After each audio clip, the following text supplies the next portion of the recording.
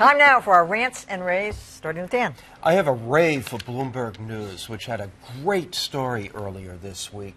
Amazon has hired thousands of people who actually listen to what you are saying to your Alexa. Yeah.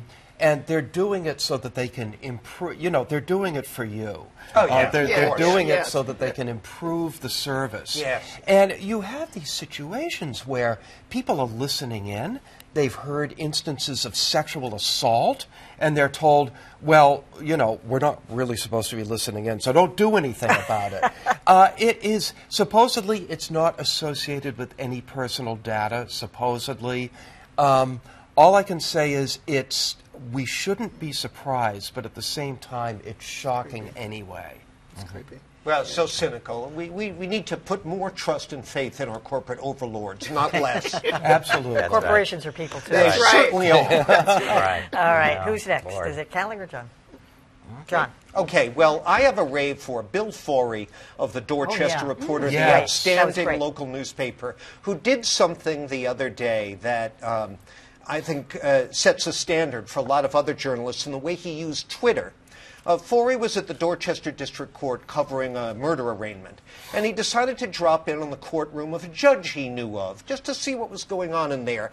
It's too involved for me to spell out exactly what resulted, but if you go to @BillForey on Twitter, you can find the thread, and I think you'll come away from just a few minutes of reading better informed and better able to understand the ongoing debate about sentencing practices and district attorney charging practices. Hot issue in this town right now and elsewhere. Really smart, creative use of Twitter. You sent out must read, and of course I read it right away. I stopped everything and started reading it. Yeah. Appreciate that. And so it was really the subterranean was about the dust up with Rachel Rollins and whether she's being too lenient, and he got this just happened in to this 22-year-old kid who's bumbling his way through life, having all these charges against him, and what should happen to him. Twitter doesn't need to be a garbage delivery device. It can provide context. It might be hard to find at this point. I believe that Bill tweeted that you'd also find it in the newspaper. .news.com. It was really, really They're excellent. great. They are. It was good. All right, Callie.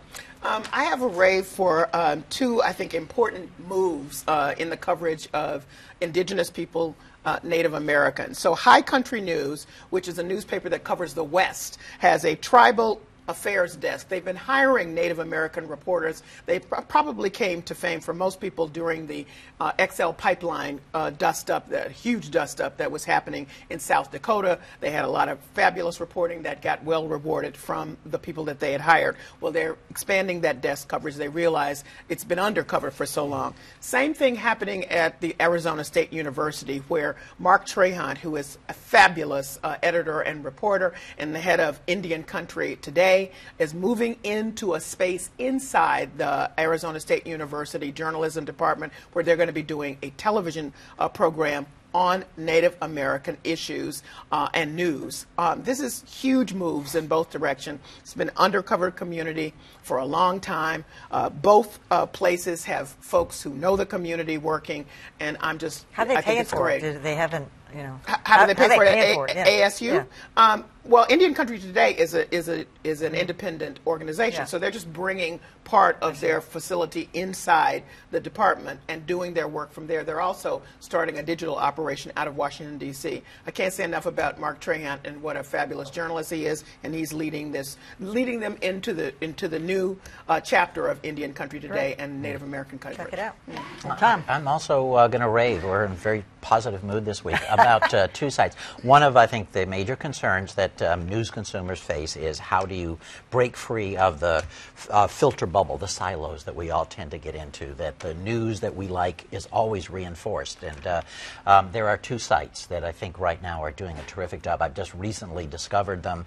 One is allsides.com, and the other is abridgenews.com.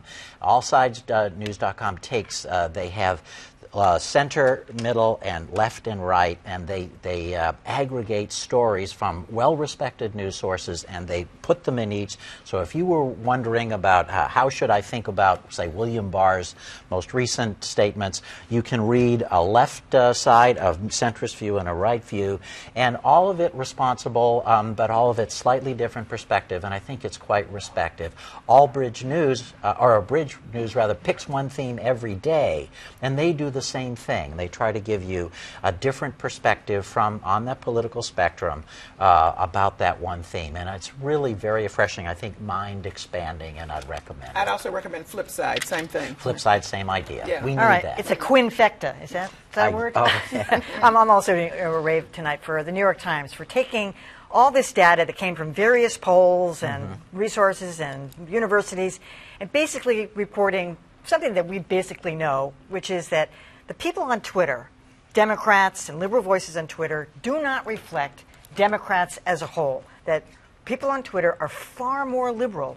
And it's an echo chamber. People just feed each other back and forth. You just hear it, hear it, hear it. But all these studies show and polls show most Democrats, which is why we're seeing these candidates kind of sorting it out now, are much more moderate than the people on Twitter. No kidding.